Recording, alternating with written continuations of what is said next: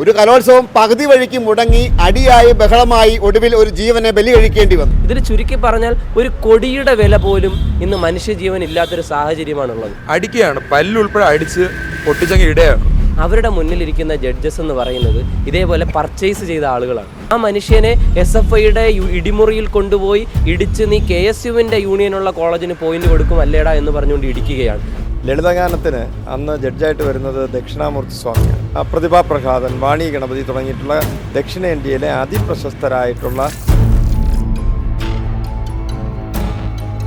നമസ്കാരം. കേരള സർവകലാശാല കലോത്സവം കുറി ഒരു വലിയ തമാശയാണ് പ്രേക്ഷകർക്ക് സമ്മാനിച്ചത്. കാരണം ആദ്യം ഇന്തിഫാദ് എന്ന പേരിട്ട തൊട്ട് വിവാദമായിരുന്നു. അതിനുശേഷം കലോത്സവം എന്നത് കലാപോത്സവമായി മാറി. നമ്മുടെ ചരിത്രത്തിൽ ആദ്യമായി, കേരളത്തിൻ്റെ സർവകലാശാല ചരിത്രത്തിൽ ആദ്യമായി ഒരു കലോത്സവം പകുതി വഴിക്ക് മുടങ്ങി അടിയായി ബഹളമായി ഒടുവിൽ ഒരു ജീവനെ ബലി കഴിക്കേണ്ടി വന്നു. ഈ ഒരു സാഹചര്യത്തിൽ വീണ്ടും കലോത്സവം പുനരാരംഭിക്കാനുള്ള ശ്രമങ്ങൾ നടത്തുന്നുണ്ട്. അവശേഷിച്ച കലാമത്സരങ്ങൾ വീണ്ടും ആരംഭിക്കേണ്ടതുണ്ട്.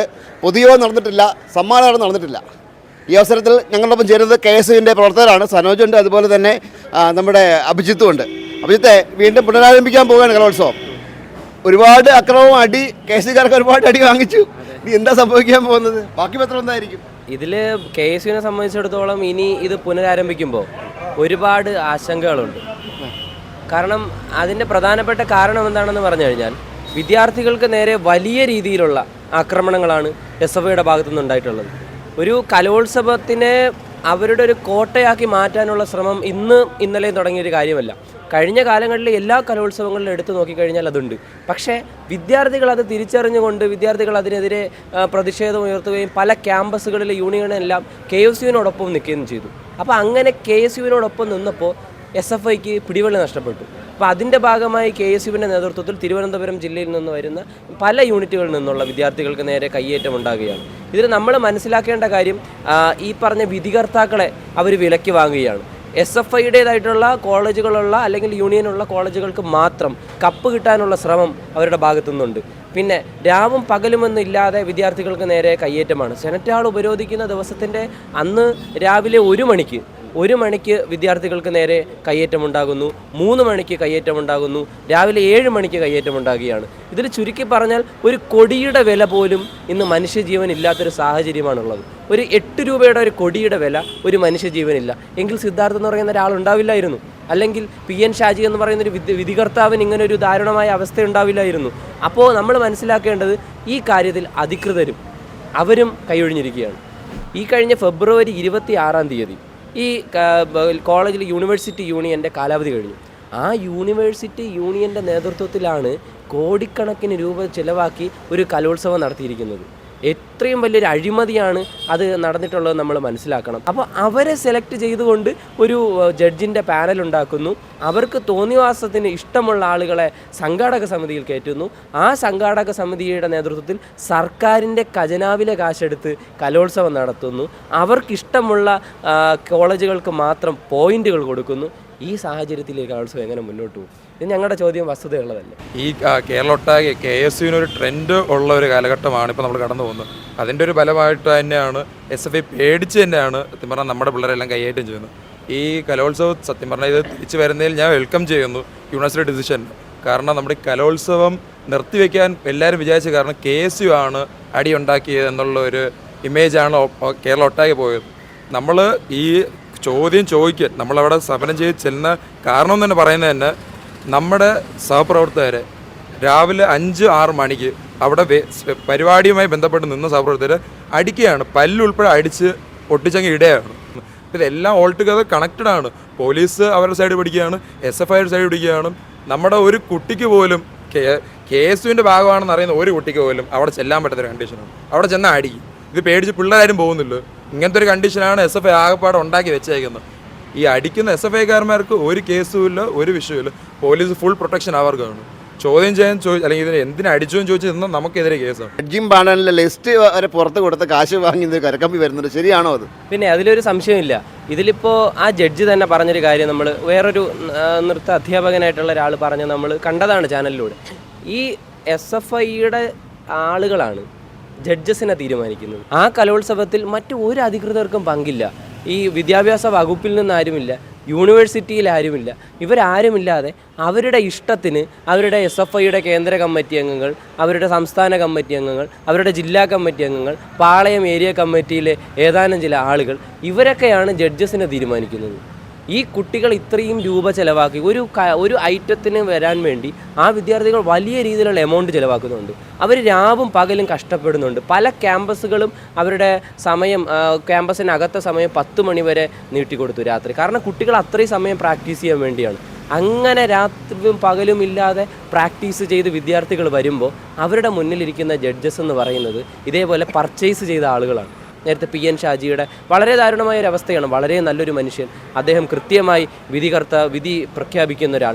ആ മനുഷ്യനെ SFIയുടെ ഇടിമുറിയിൽ കൊണ്ടുപോയി ഇടിച്ച് നീ KSUവിൻ്റെ യൂണിയനുള്ള കോളേജിന് പോയിന്റ് കൊടുക്കും അല്ലേടാ എന്ന് പറഞ്ഞുകൊണ്ട് ഇടിക്കുകയാണ്.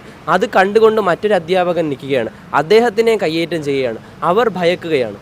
ഇതിലെന്താണ് ഇങ്ങനെ ഭയന്ന് നിൽക്കേണ്ട ഒരു കാരണം എന്നുള്ളതാണ് പ്രധാനപ്പെട്ട വസ്തുത. ഇന്ന് പിണറായി വിജയനപ്പുറം നിസ്സാരക്കാരനായിട്ടുള്ളൊരു SFIയുടെ യൂണിറ്റ് കമ്മിറ്റി അംഗം പറഞ്ഞാൽ അതിനനുസരിച്ച് ഓച്ചാനിച്ച് നിൽക്കേണ്ട ഒരു അവസ്ഥ ഇന്ന് കേരള പോലീസിലുണ്ട്. ഗ്രീൻ റൂമിൽ പെൺകുട്ടികൾ ഡ്രസ്സ് മാറുന്ന ആ റൂമിലേക്ക് 50ഓളം വരുന്ന SFIയുടെ പ്രവർത്തകർ ഇഴമ്പി കയറിക്കൊണ്ട് ഒരു മുന്നറിയിപ്പും ഇല്ലാതെ കയറി പെൺകുട്ടികളോട്, അധ്യാപകരോട് ഇറങ്ങിപ്പോകാൻ പറയുകയാണ്. അത്തരത്തിൽ മനുഷ്യത്വരഹിതമായ പ്രവർത്തനമാണ് SFIയുടെ ഭാഗത്തു നിന്നുണ്ടാവുന്നത്. ഇവർക്ക് സഹോദരിമാരില്ലേ, ഇവർക്ക് സുഹൃത്തുക്കളില്ലേ, ഇവർക്ക് ഇത് പാർട്ടി ക്ലാസ്സുകളിൽ ഇതൊക്കെയല്ലേ പറഞ്ഞു കൊടുക്കുന്നത്. വലിയ സോഷ്യലിസം പറയുന്ന പാർട്ടിയാണ്. പക്ഷേ വിദ്യാർത്ഥികൾക്ക് നേരെ ഉണ്ടാകുന്ന ആക്രമണം വളരെ ഭീകരമാണ്.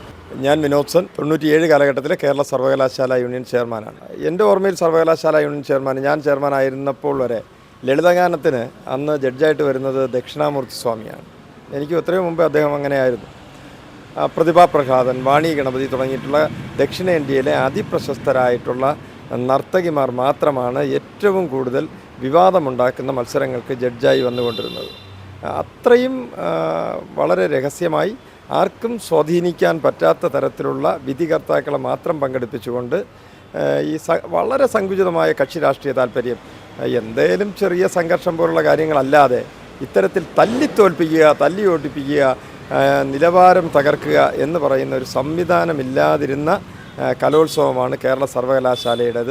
അഭിമാനപൂർവ്വം ഇതാണ് വിദ്യാർത്ഥികൾ സംഘടിപ്പിക്കുന്ന സർവകലാശാല കലോത്സവം. ഇതിനകത്ത് അഴിമതിയില്ല, ഇതിനകത്ത് കളങ്കമില്ല എന്ന് ചൂണ്ടിക്കാണിച്ചിരുന്നിടത്ത് നിന്നാണ് കാര്യവട്ടം യൂണിവേഴ്സിറ്റി കോളേജിനെ പ്രധാന വെന്യൂ ആക്കി തുടങ്ങിയ കലോത്സവം മുതലാണെന്ന് തോന്നുന്നു ഇത് കലോത്സവമല്ല കലാപോത്സവമായി മാറിയത്.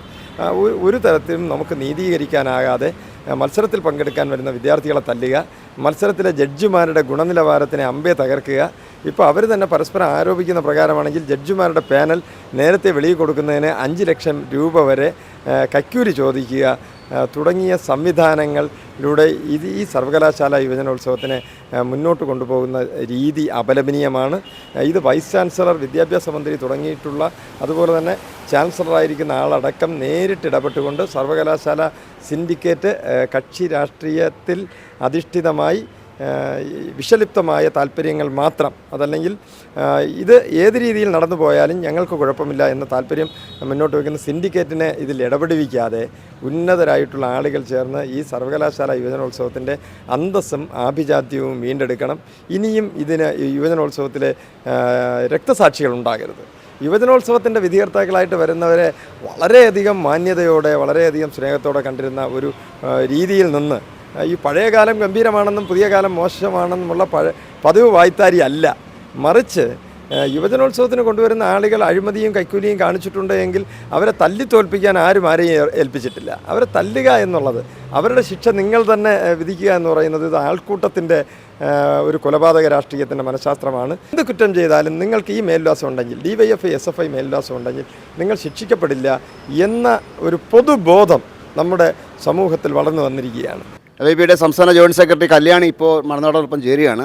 കല്യാണി വീണ്ടും കലോത്സവം പുനരാരംഭിക്കാൻ പോവുകയാണ്. കലോത്സവം എന്ന് എനിക്ക് പറയാൻ പറ്റില്ല, കലാപോത്സവം ആയിരുന്നു. എന്താണ് LIBക്ക് എന്നാണ് പറയാനുള്ളത്? ഇതിൽ കലോത്സവത്തിൻ്റെ ആരംഭത്തിൽ തന്നെ വിഷയങ്ങൾ ആരംഭിക്കുകയാണ്. ഇൻതിഫാദ എന്ന പേര് ഒരു തരത്തിൽ ആ മൊത്തം കലോത്സവത്തിനെ തന്നെ അത് ഇൻതിഫാദയാക്കി മാറ്റിയ അവസ്ഥയാണ് നിലവിലുണ്ടായത്.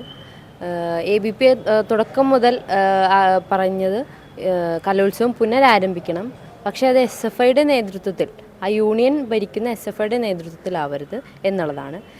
സാധാരണ വിദ്യാർത്ഥികളുടെ അവസരമാണ് ഇത്തരത്തിലുള്ള കലാവേദികൾ. അത് SFI എന്ന് പറയുന്ന സംഘടന അവർ SFIയും അതുപോലെ തന്നെ ഇടതുപക്ഷ രാഷ്ട്രീയ സംഘടനകളും ചേർന്നുകൊണ്ട് അവർക്ക് പൈസ ഉണ്ടാക്കുവാനും ഈ വിദ്യാർത്ഥികളെ അടിച്ചൊതുക്കുവാനും ഉള്ള ഒരു അവസരമായിട്ടാണ് കാലങ്ങളായി കണ്ടുകൊണ്ടിരിക്കുന്നത്.